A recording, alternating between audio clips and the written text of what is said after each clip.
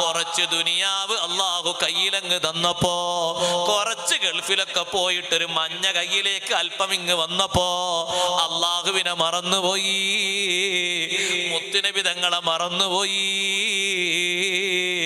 നീ എപ്പോഴെങ്കിലും ഒരു മൗലിദ് സദസ്സ് സംഘടിപ്പിച്ചത് കൊണ്ട് മാത്രമായില്ല, ഏതെങ്കിലും ഒരു സദസ്സിലേക്ക് സഹായം ചെയ്തത് കൊണ്ട് മാത്രമായില്ല.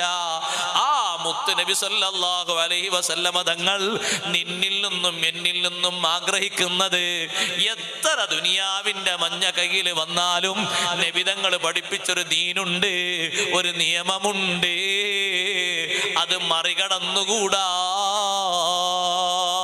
അല്ലാഹുവിന്റെ റസൂല് ഏറ്റവും ഈ ഉമ്മത്തിൽ പേടിച്ചത് അതാണ് ഇപ്പൊ സംഭവിച്ചു കൊണ്ടിരിക്കുന്നത്.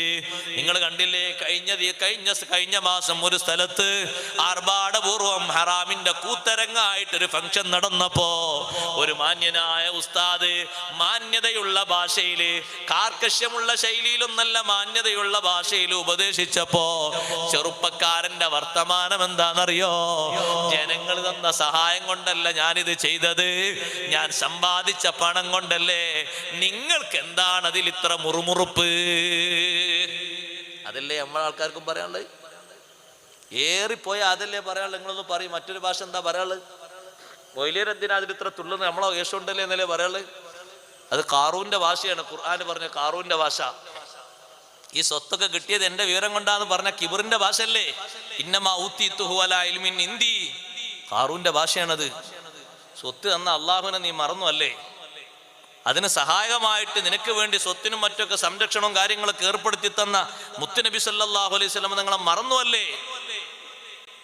നബി സല്ലല്ലാഹു അലൈഹി വസല്ലം നിങ്ങൾ പറഞ്ഞിട്ടുണ്ട്, ഈ ഉമ്മത്തിൽ ഏറ്റവും കൂടുതൽ ഞാൻ പേടിക്കുന്നത് ഇന്ന ലികുല്ലി ഉമ്മത്തിൻ ഫിത്ന, ഓരോ ഉമ്മത്തിനും ഓരോ ഫിത്നയുണ്ട്.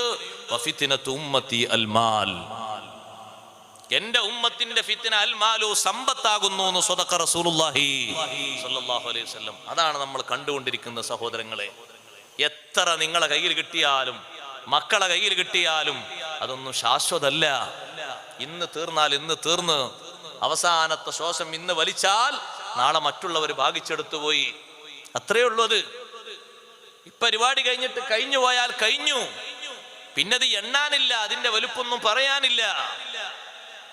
അള്ളാഹു അത് കയ്യിൽ തന്നിരിക്കുന്നത് സുഹൃതങ്ങൾക്ക് വേണ്ടിയാണ്, നിയമങ്ങൾ ധിക്കരിക്കാനല്ല, ഹറാമുകൾ വാരിപ്പുണരാനല്ല. മദ്യം വിളമ്പുന്ന കല്യാണം നഊദു ബില്ലാഹ്, മയക്കുമരുന്ന് വിതരണം ചെയ്യുന്ന കല്യാണം നഊദു ബില്ലാഹ്.